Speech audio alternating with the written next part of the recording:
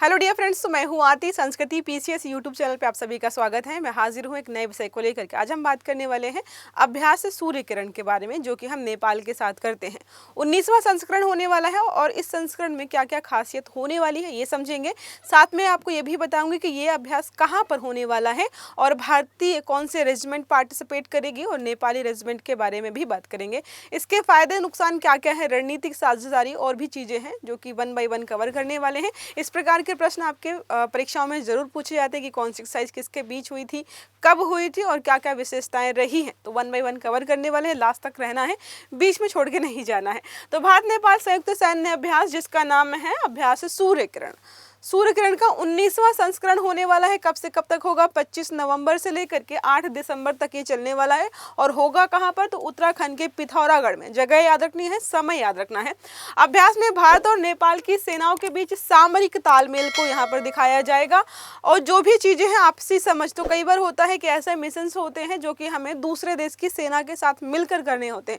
अगर ये कभी मिले ही ना हो, एक दूसरे के साथ पार्टिसिपेट अभ्यास ना किया हो, तो एक दूसरे को समझने में समस्या हो जाएगी। इसी वजह से हम अलग अलग देशों के साथ अभ्यास वगैरह करते रहते हैं।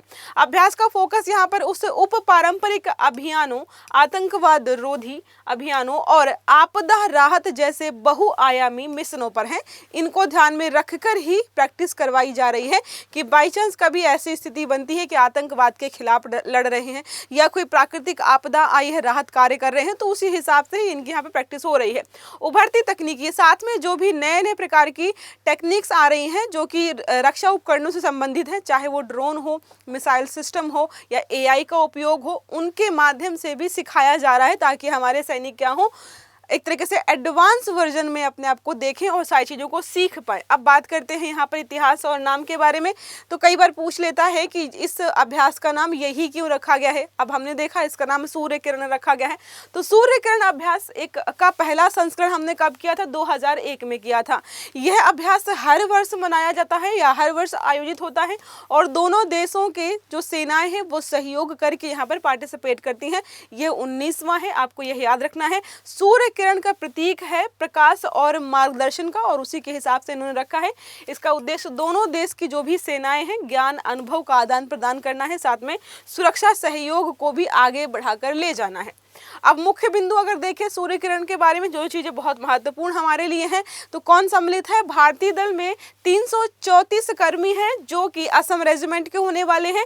नेपाल में भी 334 कर्मी हैं जो कि देवी दत्त रेजिमेंट के होने वाले हैं। इनके रेजिमेंट्स के नाम याद रखिएगा। अभ्यास का उद्देश्य क्या है? तो जंगल युद्ध हो गया, जंगल में युद्ध करना है, पर्वतीय क्षेत्र में आतंकवाद से लड़ाई करनी है, ये सारी प्रैक्टिस होंगी। साथ में मानवीय सहायता और आपदा राहत का कार्य हमें कैसे त्वरित करना चाहिए, इनकी भी यहाँ पर अभ्यास कराया जाएगा। चिकित्सकीय प्रतिक्रिया होगी, पर्यावरण संरक्षण हो गया, भू विमान अभियान, ये सारे यहाँ पर 1 बाय 1 उद्देश्य रखे गए हैं कि अभ्यास में हम इन चीज़ों को यहाँ पर एक्सरसाइज में इंक्लूड करेंगे। अब तकनीकी पहलुओं के बारे में बात करते हैं तो मानव रहित हवाई प्रणाली भी यहाँ पर इस्तेमाल की जाने वाली। अब जाहिर सी बात है, हम लगातार टेक्निक्स का इस्तेमाल कर रहे हैं, नई नई तकनीकियाँ आ रही हैं, उनको हम अपनी सेनाओं में, अपने रक्षा उपकरणों के साथ इंटीग्रेट कर रहे हैं, तो उनके बारे में हमारे सैनिकों की प्रैक्टिस तो होनी ही चाहिए। ड्रोन आधारित आईएसआर हो गया, एआई सक्षम निर्णय सहायता वगैरह कैसे हम इनका इस्तेमाल करने वाले हैं, मानव रहित जो लॉजिस्टिक्स वगैरह हैं उनका इस्तेमाल कैसे करना है, बख्तरबंद सुरक्षा प्लेटफॉर्म्स होते हैं उनमें कैसे छिपना है, कैसे बचना है और कैसे हमला करना है, ये सारा समझाएंगे। सामूहिक और रणनीतिक पहलू के बारे में देखें तो अंतर संचालन बढ़ेगा, युद्ध कौशल सर्वोत्तम अभ्यासों का आदान प्रदान होगा, जीवन और संपत्ति के जोखिम को कम करना है। तो ये जो प्रैक्टिस करेंगे तो ध्यान में देखेंगे कि किसी की मौत कम से कम हो और वहां पर चीजों का नुकसान भी कम से कम हो, इन सब की यहाँ पर प्रैक्टिस कराई जाने वाली है। शांति स्थापना अभियानों के दौरान संयुक्त राष्ट्र के हितों का यह पालन करेंगे, ये भी यहाँ पर इंक्लूड किया गया है। अन्य पहलुओं के बारे में बात करते हैं तो अन्य अभ्यास सैनिकों के बीच भरोसा और सामूहिक रणनीति, जाहिर सी बात है, दो देश के, अलग अलग देशों के सैनिक मिलकर के, यहाँ पे अपने ही देश के सैनिकों के बीच तालमेल नहीं होता है, लड़ जाते हैं, भिड़ जाते हैं, एक दूसरे को मार देते हैं। दूसरे देश के सैनिकों के साथ मिलकर काम करना बहुत बड़ी समस्या हो जाती है कई बार, और हम इसी समस्या का निपटाना चाहते हैं। कभी प्राकृतिक आपदा हो, कहीं पर हमें दूसरी जगह अपनी सेना भेजनी पड़े, तो उनकी उस देश की सेना के साथ कोऑर्डिनेट कर पाए। खासकर नेपाल के बारे में अगर बात करते हैं, आतंकवाद से लड़ना पड़े तो हमारी सेना कोऑर्डिनेट कर पाए। अभ्यास तकनीकी नवाचार और आधुनिक चीज़ों पर आधारित रहने वाली, ताकि हमारे सैनिक या खासकर उनके सैनिक भी नई नई चीज़ों को सीखें, उनका इस्तेमाल सीखें और उससे अपने आप को बचाना कैसा है ये भी सीखें।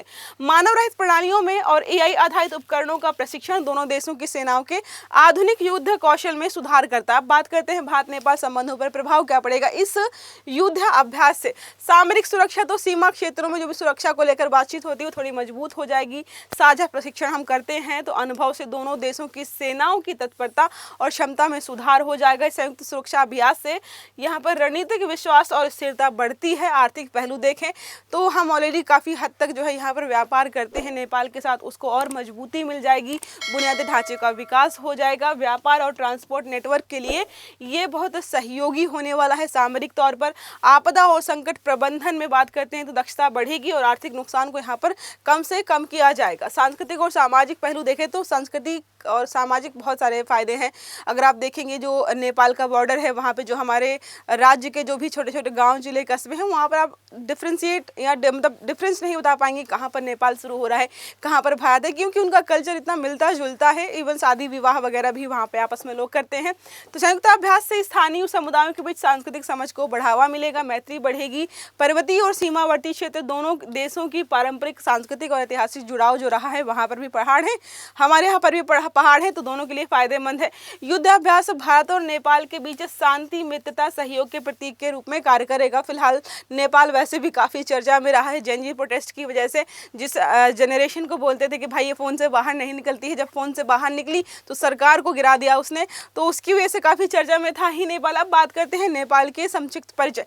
तो ये आपको दिखाई दे रहा है पॉलिटिकल मैप कि कौन सा देश कहाँ पर है। ये आपका है ज्योग्राफिकल मैप, क्योंकि इसमें आपको नदी, पहाड़, झरने वगैरह सारे दिखाई दे रहे हैं। ये आपको साफ दिखाई दे तो बहुत बढ़िया है। नेपाल ये रहा, राजधानी काठमांडू ये है नेपाल का, हमारा पड़ोसी, तो हम इसके पड़ोस में नेपाल, इंडिया ये है। माउंट एवरेस्ट यहाँ पर मिल जाएगा देखने को, और चाइना ये ऊपर रहा, बफर स्टेट के रूप में आपको दिखाई देगा। तिब्बत ये है, चाइना ये है, और नेपाल का पूरा मैप ये है, इंडिया ये हो गया। ये सारा यहाँ पर बताया गया है कौन सी चीज़ कहाँ पर है। ओके, भौगोलिक स्थिति देखिए, नेपाल दक्षिण एशिया में है। भारत और चीन का जो तिब्बत है इसके बीच स्थित है। एरिया के बारे में बात करें तो 1,47,516 वर्ग किलोमीटर टोटल कंप्लीट इसका एरिया है। राजधानी क्या है? काठमांडू है। बहुत आसान सी चीज़ें हैं। भौगोलिक की विशेषताएं देखें तो पश्चिम से पूर्व तक हिमालय श्रृंखला बहुत लंबी सी फैली हुई है। एवरेस्ट सागरमाथा दुनिया की सबसे हाईएस्ट पीक यहाँ पर दिखाई देगी आपको। देश 3 भौगोलिक क्षेत्रों में विभाजित है। पहला है पूरा हिमालयी क्षेत्र जो ऊपर देखने को मिलेगा, मध्य में पहाड़ी क्षेत्र है, और तीसरा और आखिरी नीचे दिखाई देगा आपको तराई का सिंचित मैदान। तो 3 ही चीज़ों में फैला हुआ है। प्रशासनिक और राजनीतिक ढांचा देखें अगर तो संविधान नेपाल जो है 2015 में संघीय लोकतांत्रिक गणराज्य बना है। संघीय इकाइयाँ 7 प्रदेश हैं और 77 जिलों में विभाजित, तो बहुत बड़ा नहीं है। मुझे लगता है इतने तो हमारे उत्तर प्रदेश में अकेले होंगे जिले, इतने ठीक है। प्रधानमंत्री, कार्यकारी प्रमुख और हैं यहाँ पर राष्ट्रपति, राज्य प्रमुख मुख्य रूप से यहाँ पर प्रतीकात्मक भूमिका है, जैसे हमारे यहाँ पर राष्ट्रपति की होती है। अर्थव्यवस्था तो एग्रीकल्चर मतलब कृषि आधारित अर्थव्यवस्था है नेपाल की। 65% से ज़्यादा आबादी कृषि कार्यों में संलिप्त है। और कृषि करते किस चीज़ की है? चावल, मक्का, आलू, जड़ी बूटियों की किसानी होती है।